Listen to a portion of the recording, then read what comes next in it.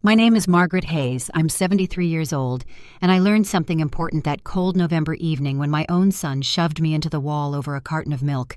Sometimes the people who should protect you are the ones you need protection from. But I also learned something else, that justice doesn't always announce itself with trumpets. Sometimes it walks through your front door wearing a wool coat and carrying memories you thought were buried forever. I suppose I should start at the beginning, though beginnings are never quite as clear as we'd like them to be. When does a story really start?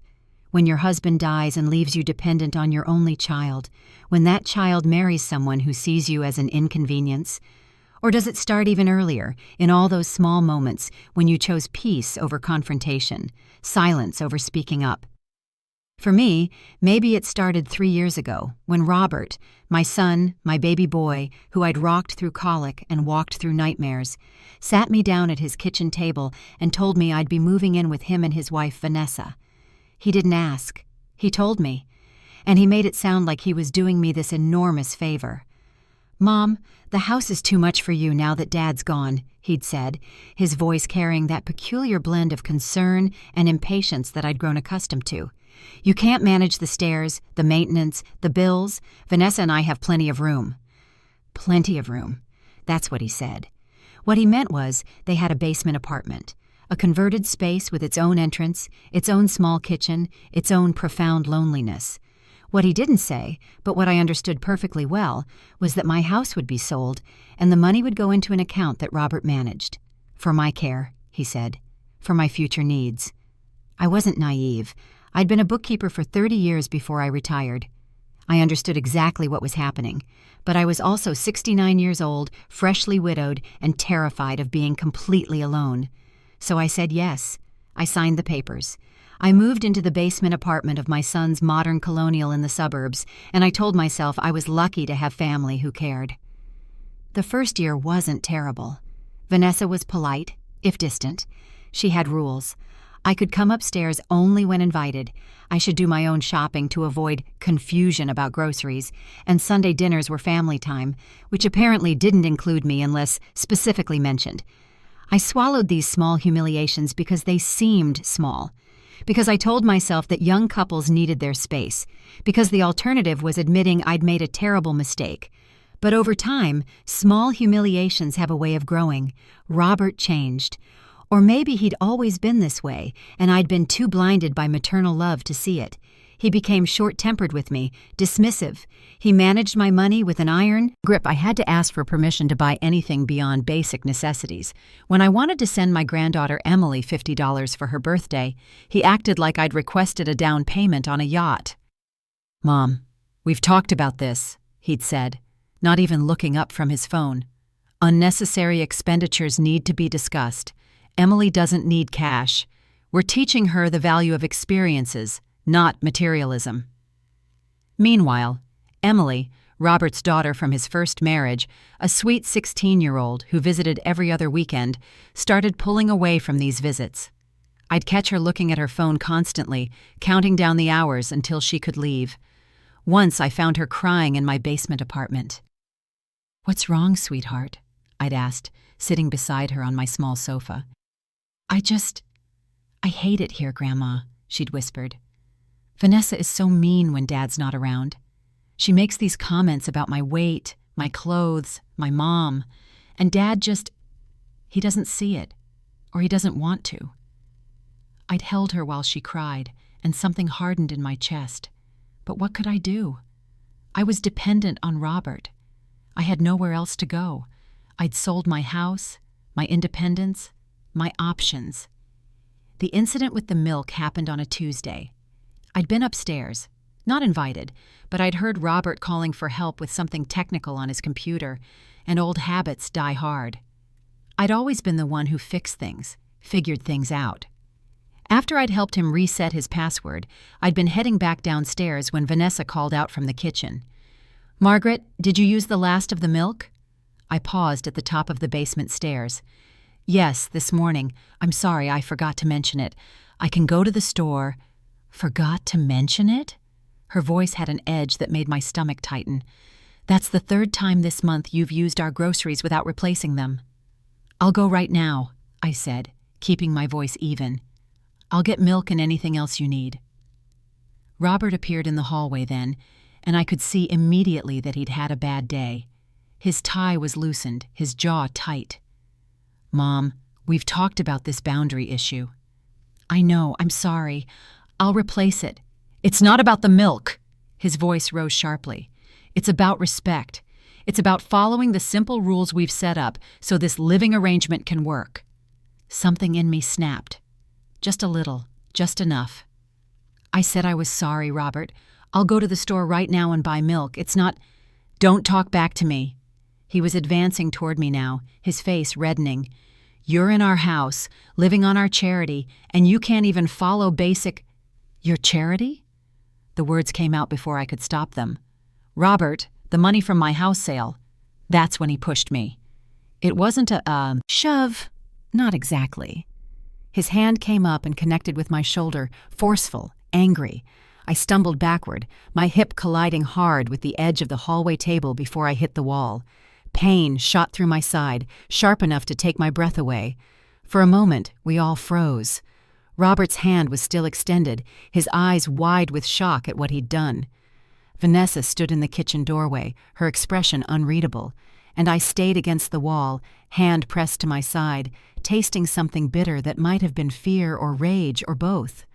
"Mom, I didn't mean—" Robert started, but Vanessa cut him off. "Robert, your conference call," she said smoothly, as if nothing had happened. "It's starting in 5 minutes." He looked between us, and I watched him make his choice. He turned and walked toward his home office, without another word. Vanessa stepped closer to me, and when she spoke, her voice was quiet and absolutely cold. "Tomorrow my father visits. Act normal." Then she leaned in, and I'll never forget what she whispered next. "If you make a scene, if you say anything to embarrass us, you'll be in a state facility by the end of the week. I promise you that." I smiled. It was all I could manage, a small, quiet smile that hurt my face.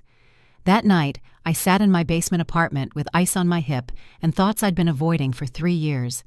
I thought about my house, my beautiful house with the garden I'd tended for 40 years.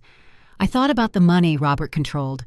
I thought about how I'd gotten here, step by compromising step. And I thought about Vanessa's father, who was apparently visiting tomorrow.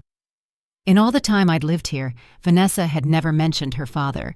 She'd mentioned her mother occasionally, deceased, apparently, some years ago. But her father? Never. Not once. I'd assumed he was either dead or estranged. The fact that he was suddenly visiting, and that Vanessa was anxious about it, struck me as interesting, very interesting. I didn't sleep much that night. My hip throbbed, and my mind kept circling around possibilities, questions, fragments of memory. Something about Vanessa's face when she'd threatened me. Something about the way she'd said, "My father visits," instead of "my dad," or "my father's visiting." The formality of it. The tension. Morning came cold and gray. I made coffee in my small kitchen and watched through my basement window as frost patterns dissolved on the glass. I heard footsteps upstairs, Robert leaving for work earlier than usual. I heard Vanessa moving around, the sounds of cleaning, preparing. Around 10 o'clock, I went upstairs. Vanessa was in the living room, straightening pillows that were already straight. She spun around when she heard me, her face tight. "What are you doing up here?" "Getting a glass of water," I said mildly. "Is that still allowed?" "Just stay downstairs when my father arrives. Please." The please sounded like it cost her something. "Of course," I said. I smiled that same small smile from last night. "I wouldn't want to embarrass you." Something flickered across her face, relief maybe, or suspicion, but she turned back to her pillows without responding. I went back downstairs and waited. The doorbell rang at 11:30. I heard Vanessa's heels clicking across the floor above me, heard the front door open, heard her voice rise half an octave into a cheerfulness that sounded brittle and false. "Daddy, come in, come in. How was the drive?" A man's voice responded, deep and measured. I couldn't make out the words, but I could hear the tone, warm but formal, affectionate but reserved. I stood at the bottom of my basement stairs, listening. My heart was doing something strange in my chest, a rhythm that didn't quite make sense. Because there was something about that voice, something familiar in the cadence of it, though I couldn't place why. Then I heard Vanessa say, "Let me get you some coffee. Please sit down. Margaret, Robert's mother, lives in the basement apartment, but she won't bother us. She knows to stay out of the way when we have company." "Margaret?" the man's voice said, and now it was closer to my door, as if he'd moved toward the basement entrance. "Margaret is Robert's mother?" "Yes, why?" Vanessa's voice held a note of confusion. There was a long pause. Then, "What's her last name? Her maiden name?" I don't know. Hayes is her married name. Why does it—" But I was already climbing the stairs, because I knew that voice. 25 years had passed, but I knew it. And when I opened the door at the top of my basement stairs and stepped into the hallway, when I saw the man standing in Vanessa's living room, I understood why Vanessa had been so desperate for me to stay hidden. "Is that really you?" he said, and his face had gone absolutely pale. "Hello, William," I said quietly. Vanessa's father, William Chen, stood in his daughter's living room, staring at me like he'd seen a ghost, and I stared back at the man who'd been my supervisor, my mentor, and briefly, carefully, something more than that, back when I was in my 40s, and he was a 50-year-old divorced father struggling to raise a teenage daughter alone. His daughter Vanessa, who'd been 14 the last time I saw her. "You two know each other?" Vanessa's voice was sharp with panic. "Know each other?" William moved toward me, his eyes never leaving my face. "Margaret, what are you doing here? In a basement apartment?" He turned to Vanessa, and his expression had shifted into something I recognized from the old days, the look he got when numbers didn't add up, when something was wrong in the accounts. "Vanessa, what's going on?" "Nothing's going on. Margaret is just, what?" His voice cut through her words like a blade. "Living in your basement? When did this happen? Why didn't you tell me?" I watched Vanessa struggle for words, and I felt something unfamiliar rising in my chest. Not quite satisfaction, not yet, but something close, something that tasted like possibility. "Maybe we should all sit down," I said softly. "I think there are some things we need to discuss." William's eyes found the way I was standing, slightly favoring my left side, found the careful way I'd moved coming up the stairs. His jaw tightened. "Margaret, are you hurt?" "I had a small accident yesterday," I said, meeting his gaze. "I forgot to buy milk." The silence that followed was profound. It's strange how quickly the past can flood back. Standing in that living room, looking at William Chen, I was suddenly 47 again, newly hired at Chen & Associates, struggling through a messy divorce while trying to prove myself in a job I desperately needed. William had been patient with me then, kind. He'd helped me learn the systems, covered for me when I needed to leave early for my son's school events, brought me coffee when I worked late trying to catch up. We'd become friends first. Then, after his divorce finalized and mine was bitter history, we'd become something more. Nothing scandalous, a few dinners, long conversations, the beginning of something that felt like it might grow into real affection. But then, his daughter Vanessa had found out, and everything changed. She'd been 16 by then, angry at the world, furious at her father for the divorce, desperate to make everyone around her as miserable as she felt. She'd made it very clear that any woman in her father's life was the enemy. She'd been cruel to me in the ways that teenage girls can be cruel. Small cutting comments, deliberate rudeness, dramatic scenes that left William exhausted and guilty. I'd ended it. Told William that I couldn't be the reason for more pain in his relationship with his daughter. He'd argued, but not hard enough. We'd drifted apart professionally, too. I'd found another job within the year. I'd heard he'd eventually remarried someone Vanessa approved of, though that marriage apparently hadn't lasted either. And now here we were, 25 years later, in the strangest of circumstances. "I think," William said slowly, his eyes moving between Vanessa and me, "that someone needs to explain to me exactly what's happening in this house." Vanessa recovered first. "Daddy, it's not what you think. Margaret needed a place to stay after her husband died, and Robert offered—" "In a basement apartment?" William's voice was quiet, but I remembered that quietness. It was more dangerous than shouting. Where she has to ask permission to come upstairs? Where she apparently has accidents over milk? "You're misunderstanding," Vanessa said. But her voice was rising, defensive. "She's difficult. She doesn't respect boundaries. I'm standing right here," I said softly. "Perhaps you should ask me what's happening instead of talking around me." William turned to me fully. "Margaret, please, tell me." And there it was. The choice. I could stay quiet, act normal, protect the fragile peace I'd been clinging to for 3 years. Or I could speak the truth and face whatever consequences Vanessa had threatened. I looked at William's face, at the genuine concern there, at the remnants of the man who'd once cared about me. I looked at Vanessa's expression, that mix of panic and calculation. I thought about my son pushing me into a wall over milk. I thought about Emily crying on my sofa because no one protected her either, and I made my choice. "I live in the basement," I said clearly, "because 3 years ago, after my husband died, my son convinced me to sell my house and move in here. The money from that sale, approximately $400,000, went into an account that Robert controls. I pay rent from that account for the basement apartment. I buy my own groceries, I follow strict rules about when I can come upstairs, and if I break those rules or use something of theirs, like milk, I'm reminded that I'm here on their charity." Vanessa made a sound of protest, but William held up one hand, silencing her. His eyes never left my face. "Go on." "Yesterday I forgot to replace a carton of milk I'd used. Robert was angry. He pushed me. I hit the wall." I said it simply, factually.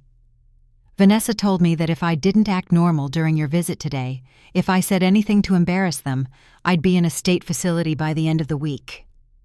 The color that came into William's face then was something between fury and anguish. He turned to his daughter with an expression I'd never seen before, not even in those hard days when Vanessa was a teenager making his life miserable. "Tell me," he said, each word deliberate and cold, "that what I just heard is not true." "Daddy, she's twisting everything. Is she paying rent?" "Yes, but from money she got from selling her house?" "Well, yes, but Robert manages it for her because does she have access to her own money?" Vanessa's silence was answer enough. William pulled out his phone. "What's Robert's number?" "Daddy, he's at work. You can't just—" "His number, Vanessa. Now." She gave it to him, her voice small. I watched as William dialed, watched as he put the phone on speaker. Robert answered on the 3rd ring, his voice carrying that professional cheerfulness he used with clients. "Hello? Robert Hayes? This is William Chen, Vanessa's father. I'm at your house right now, and I need you to come home immediately." There was a pause. "I'm sorry, who?" "Your wife's father. I'm standing in your living room with your mother, and we're going to wait here until you arrive. I suggest you clear your schedule." "I don't understand.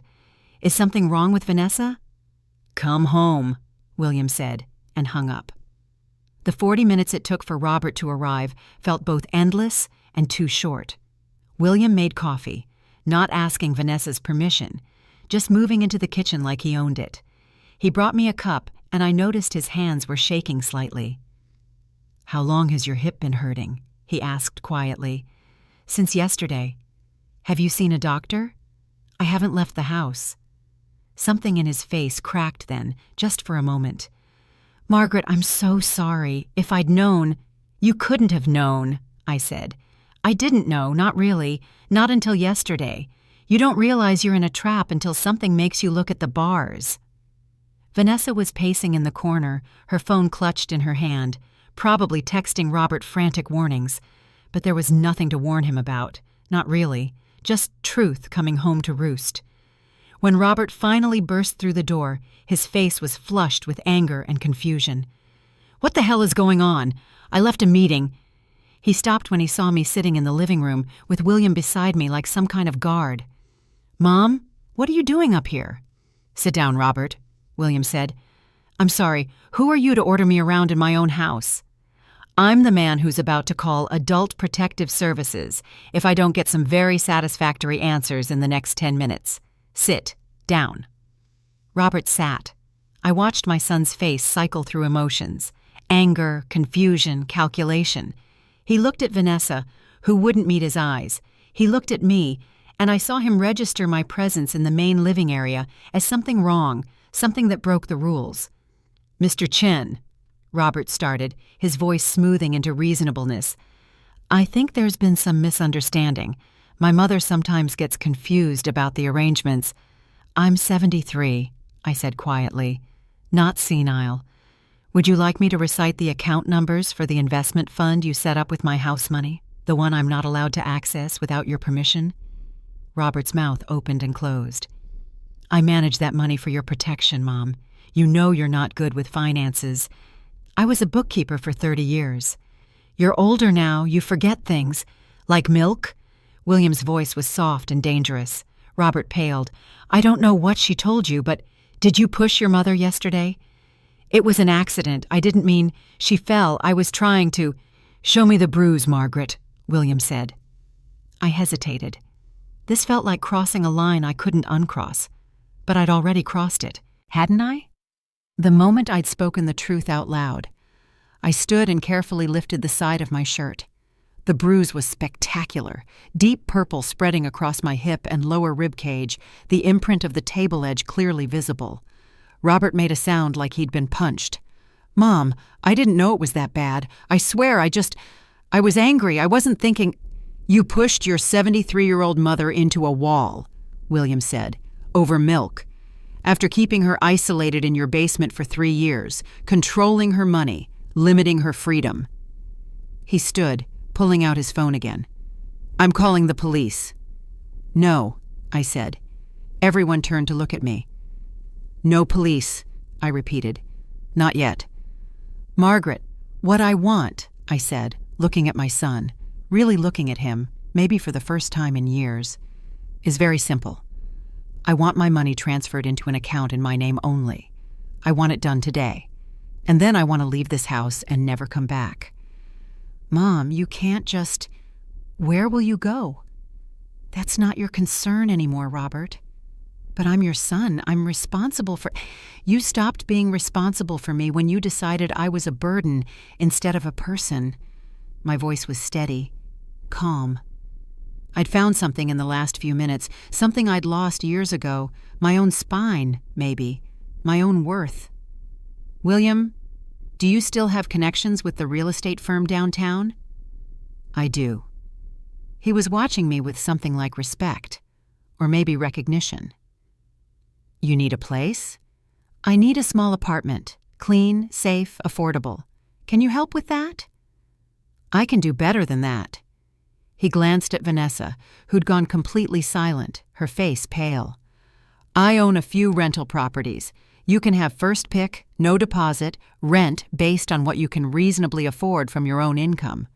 "Daddy, you can't—" "I absolutely can," William said, not looking at her. "Margaret, I'm also calling my lawyer friend, pro bono. We're getting your financial situation sorted out immediately." "This is ridiculous!" Robert stood up, his face reddening again. "She's my mother. This is a family matter." "You made it stop being a family matter when you put your hands on her," William said flatly. "Here's what's going to happen. We're going to your bank right now, you, me, and Margaret. You're going to transfer every penny of her money into an account with her name only. Then you're going to sign whatever documents my lawyer draws up relinquishing any financial control or power of attorney, and Margaret is going to pack her things and leave." "And if I refuse?" William smiled. It wasn't a pleasant expression. "Then I call the police, show them those bruises, and we see how your professional reputation handles an elder abuse investigation. Your choice." The silence stretched out. I watched Robert's face, watched him weigh his options, watched him realize he'd lost. Part of me, the mother part, the part that still remembered rocking him as a baby, wanted to comfort him. But a larger part, the part that had been slowly dying in this basement for 3 years, felt only a cold satisfaction. "Fine," Robert said finally. His voice was bitter. "Fine, let's get this over with." The bank took 2 hours. Robert's face was stony as he signed the transfer documents, as he watched $400,000, my $400,000, move from his controlled account into one with only my name. William sat beside me the entire time, his presence solid and reassuring. The bank manager, sensing the tension, handled everything with professional discretion. When it was done, when I had the paperwork in my hands proving that my money was truly mine again, I felt something loosen in my chest, a weight I hadn't fully acknowledged I was carrying. "I want to see the apartment," I told William as we left the bank. "Today, if possible." He drove me. Robert had left immediately after the bank, not meeting my eyes. The apartment was in a renovated building near the downtown area, 3rd floor, with large windows that let in streams of afternoon light. 2 bedrooms, full kitchen, a balcony that overlooked a small park. It was beautiful. It was perfect. "The previous tenant just moved out last month," William explained, showing me around. "I've been planning to list it, but I kept putting it off. Maybe I was waiting for the right person." I stood at the window, looking out at the park where people walked dogs and pushed strollers, where life was happening in normal, everyday ways. "I can't believe this is real." "It's real." He stood beside me, his shoulder nearly touching mine. "Margaret, I need to apologize." "For what?" "For not fighting harder.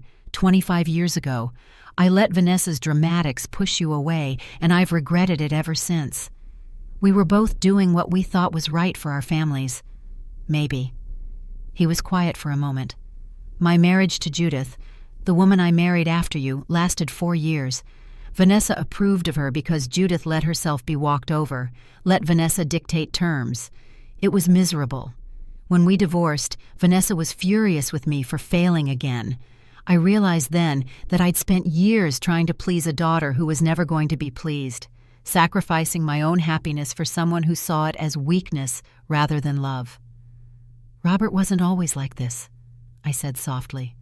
"Or maybe he was, and I didn't see it. His father and I protected him too much, gave him everything he wanted. We thought we were being good parents. You were being good parents. He made his own choices about what kind of man to become." "I keep thinking about Emily," I admitted. "Robert's daughter. She visits every other weekend, and she's miserable here. Vanessa is cruel to her.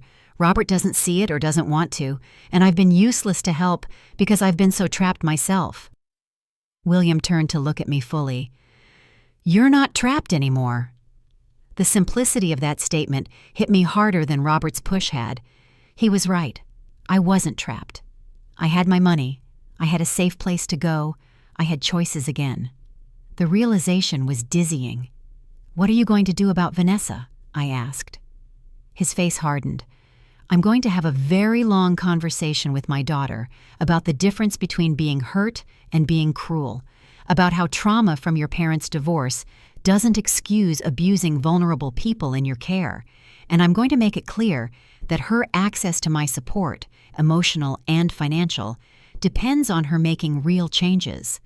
She's your daughter. You love her." "I do," he agreed. "But love doesn't mean accepting unacceptable behavior. I learned that lesson too late, but I learned it." He paused. "I also need to check on Emily. If she's being mistreated too, that changes things." Robert has custody every other weekend. His ex-wife, Jennifer, has primary custody. "I'm going to call Jennifer," William said decisively.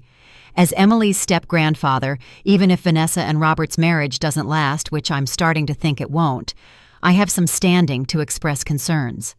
"You think they'll divorce?"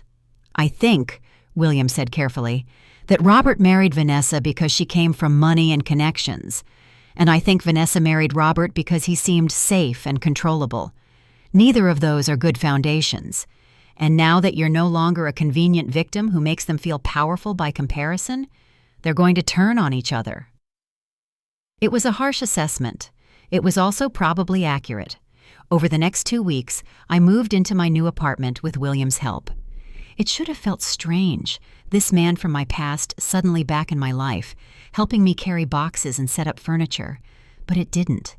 It felt natural, like picking up a conversation we'd paused mid-sentence 25 years ago. Robert called once, trying to apologize, trying to justify, trying to manipulate. I let him talk for 5 minutes, then quietly said, "I hope you figure out how to be a better man than you've been, Robert. For Emily's sake, if not your own. But I can't help you with that. I need to take care of myself now." I hung up while he was still talking.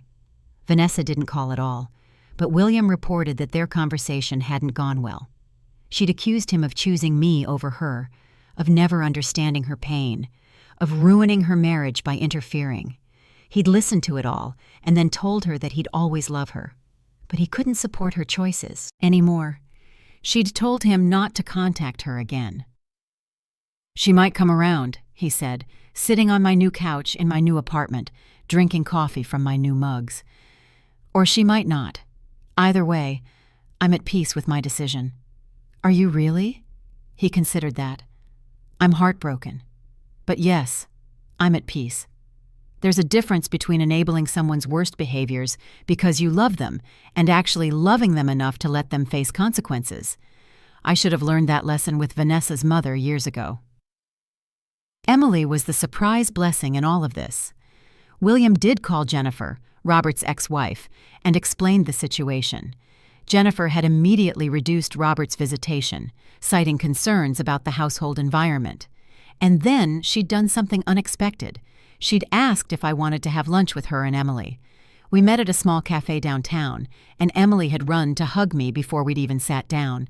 "Grandma, Dad said you moved out and I was so worried, but Mom said you were okay and are you really okay?" "I'm really okay," I assured her. "Better than okay, actually." Jennifer was a kind woman in her early 40s, still a bit guarded, but warming as we talked.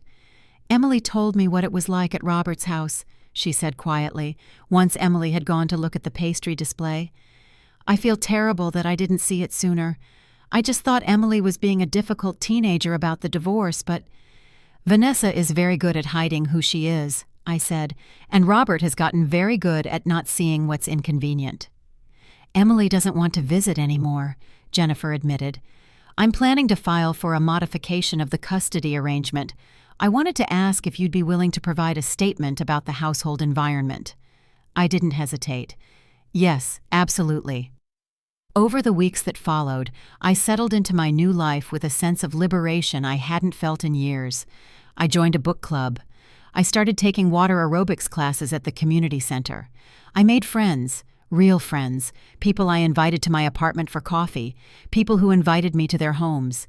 And William became part of my life again, though neither of us rushed to define exactly what that meant. We had dinner once a week, sometimes twice. We talked about everything, our pasts, our regrets, our hopes for whatever time we had left. He told me about his failed marriages, his struggles with Vanessa, his fears about aging alone. I told him about my marriage to Robert's father, about how I'd lost myself slowly over years of putting everyone else first, about how being pushed into a wall had somehow knocked something back into alignment. "I keep thinking about that moment," I admitted one evening as we walked through the park near my apartment. "When Robert pushed me. It was terrible, but it was also clarifying. Does that make sense?" "Perfect sense," William said. "Sometimes we need something to break before we can rebuild it properly." 3 months after I moved out, Vanessa called William. I was at his house when his phone rang, and I watched his face as he listened to whatever she was saying. "I see," he said quietly. "And what do you want me to do about it?" A pause. "Vanessa, I love you. I will always love you. But I can't fix this for you. You and Robert created this situation together, and you need to face it together." Another pause, longer this time. "If you want to have coffee and actually talk, not at me, not demanding I fix things, but really talk, I'm willing to do that. But I'm not giving you money for a divorce lawyer. You have your own resources." When he hung up, he looked tired. "They're separating. She wants me to pay for her legal fees and let her move back into one of my properties rent-free." "What did you tell her?" "That I'd have coffee with her if she wanted to talk. Nothing more." He rubbed his face. "I feel like I failed her somehow. Like if I'd been a better father." "Stop," I said firmly. "You were a good father. You're still a good father. She made her choices as an adult. You can't fix someone who doesn't want to be fixed. Is that what you tell yourself about Robert? The question hit deeper than he probably meant it to. Every day, I admitted. Every single day I wake up and have to choose not to feel guilty about setting boundaries with my own son. It's hard, but the alternative is going back to that basement, and I won't do that. Not ever. He reached across the table and took my hand. His palm was warm, slightly rough. It felt safe. "I'm glad you're here," he said simply. "So am I."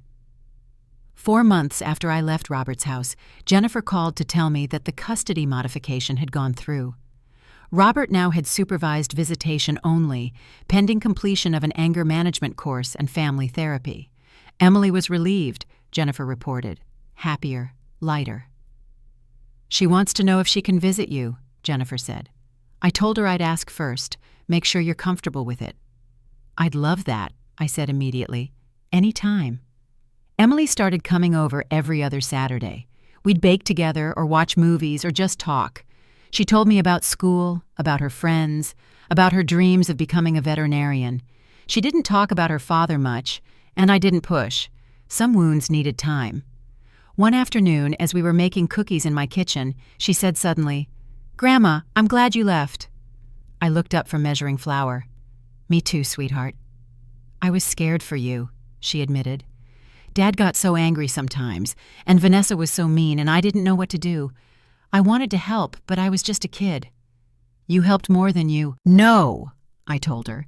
"You reminded me that there was still good in the world, that not everyone in that house was cruel." "Do you hate him, Dad, I mean?"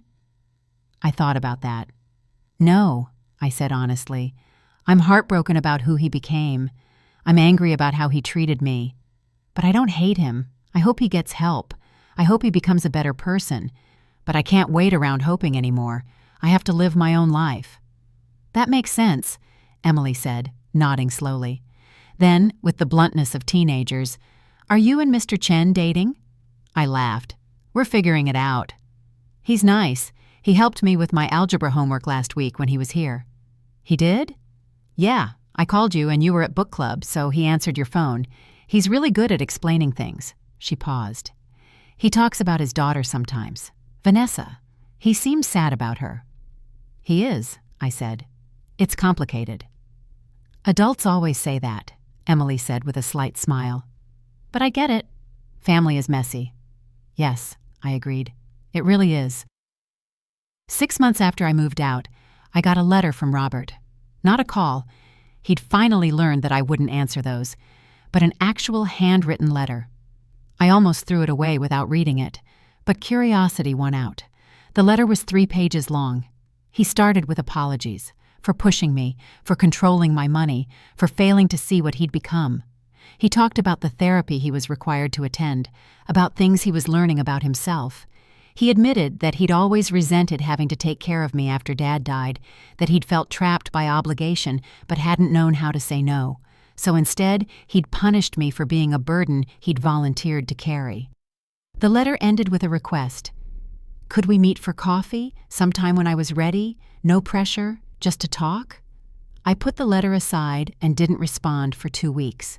I talked about it with William, with my book club friends, with my therapist. Yes, I'd started seeing a therapist, working through 73 years of putting everyone else first. They all said the same thing, only I could decide what I was ready for. Finally, I wrote back. A short letter. I told him I wasn't ready to meet yet, maybe not for a long time. I told him I was glad he was in therapy, that I hoped it helped. I told him that I forgave him for what he'd done, but that forgiveness didn't mean trust, and trust had to be earned back slowly, if at all. I told him I was happy now, that I had a good life, good friends, a relationship with his daughter that didn't depend on him, that I hoped he could be happy for me, even though it meant I was no longer available to be the person he'd turned me into. I mailed the letter and felt lighter for it. Vanessa, according to William, was struggling. The divorce was bitter. Robert blamed her for my leaving. She blamed him for not managing me better, and neither of them seemed to grasp that I was a person who'd made my own choices. She'd asked to meet with William twice, but both meetings had devolved into her demanding help that he wasn't willing to give. I told her I'd be there when she's ready to take responsibility for her actions, William said. But I can't make her ready. That's not how growth works. Do you think she ever will be? I don't know, he admitted. I hope so, but I can't live my life waiting for her to become the person I wish she was.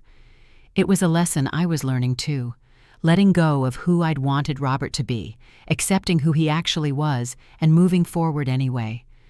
One evening, about 8 months after I'd left the basement apartment, William and I were having dinner at a nice restaurant downtown. We'd just ordered when I noticed a couple being seated across the room, Robert and a woman I didn't recognize. Not Vanessa. William followed my gaze. Do you want to leave? No, I said, surprising myself. No, I don't. Robert hadn't seen me yet. He was laughing at something his companion said, relaxed in a way I hadn't seen him in years. Maybe the therapy was helping. Maybe he was rebuilding himself. Or maybe this was just who he was with new people, before the resentments built up. I hope he's happy, I said quietly. I really do. I just hope he's learned not to make other people miserable in pursuit of it. That's generous of you. It's self-preservation, I corrected. If I spend my time being angry about Robert, I'm still letting him control my emotions.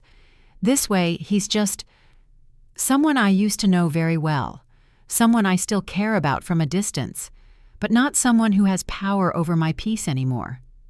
William raised his glass. To peace, then. To peace, I echoed. We never did run into Robert that night. He and his date left before we finished our meal.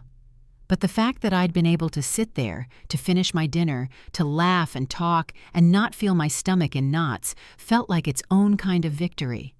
A year after I moved out, Emily turned 18. Jennifer threw her a party, and she invited me and William both. It was the first time I'd been in a room with Robert since I'd left. He was there with the woman from the restaurant. Andrea, his new girlfriend, a physical therapist who seemed genuinely kind. Robert and I looked at each other across Jennifer's backyard. He nodded. I nodded back. That was all. But it was enough. Later, as Emily was opening presents, she came to me with a card. This is for you, Grandma. Not really a birthday present, just something I wanted you to have.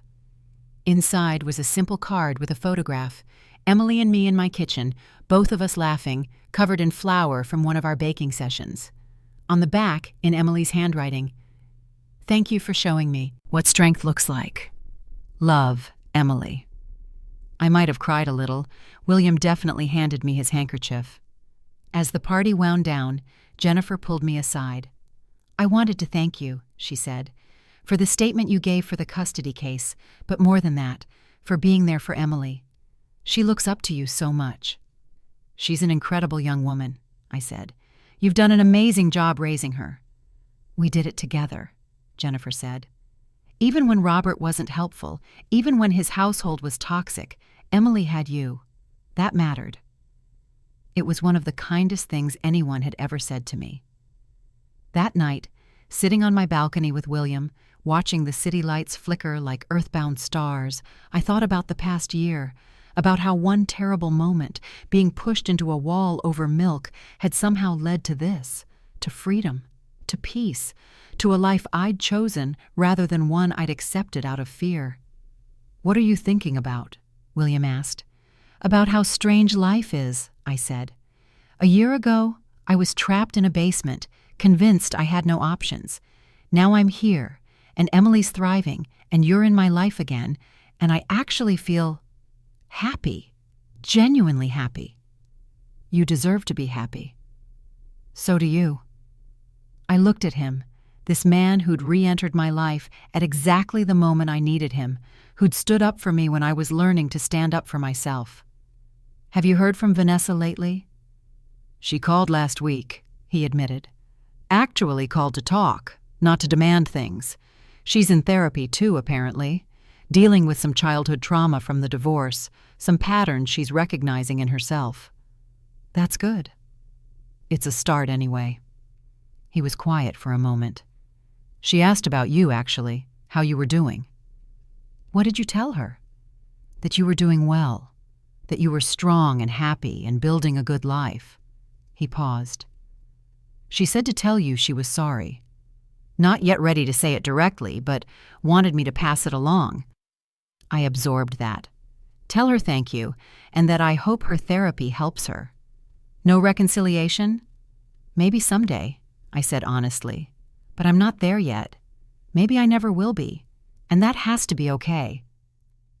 It is okay, William assured me. You don't owe anyone forgiveness on their timeline. We sat in comfortable silence as the night deepened around us. Somewhere in the city, Robert was building whatever life he was building. Vanessa was working through her own demons. Emily was dreaming about her future. And I was here, in this moment, finally living a life that felt like mine. I never thanked you properly, I said suddenly. For what? For showing up that day, for believing me, for helping me get out. William reached over and took my hand, threading his fingers through mine. Margaret, I will always show up for you. That's not charity or obligation. It's choice. You showed up for yourself. I just opened a door. Still, I said, thank you. You're welcome. He squeezed my hand gently. And for what it's worth, thank you for giving me a second chance. I didn't think I'd get one. We both deserved second chances. Yes, he agreed. We did. As we sat there under the stars, I thought about beginnings and endings, about how sometimes they're the same thing. My story didn't end when Robert pushed me into that wall. It didn't end when I moved out, or when I reclaimed my money, or when I started building this new life. If anything, that's when it finally began. Because I'm 73 years old, and I've learned that it's never too late to choose yourself. Never too late to demand dignity, respect, and love that doesn't come with conditions. Never too late to walk away from people who diminish you, even if they're family, especially if they're family. I've learned that forgiveness doesn't require reconciliation, that you can wish someone well from a great distance, that sometimes the most loving thing you can do is let people face the consequences of their choices without shielding them. I've learned that strength isn't about never breaking, it's about what you build after you do. And I've learned that the people who show up for you when you're at your lowest, who believe you when you finally tell the truth, who help you stand back up and don't expect you to be grateful for basic human dignity, those are the people worth keeping. My name is Margaret Hayes. I'm 73 years old, and this is the story of how I forgot the milk, got pushed into a wall, and found my way back to myself. It's not the ending I expected, but it's the one I fought for, chose for myself, and earned with every difficult conversation, every boundary I set, every moment I chose peace over being accommodating. And for the first time in longer than I can remember, when I close my eyes at night, I'm not afraid of tomorrow. I'm looking forward to it.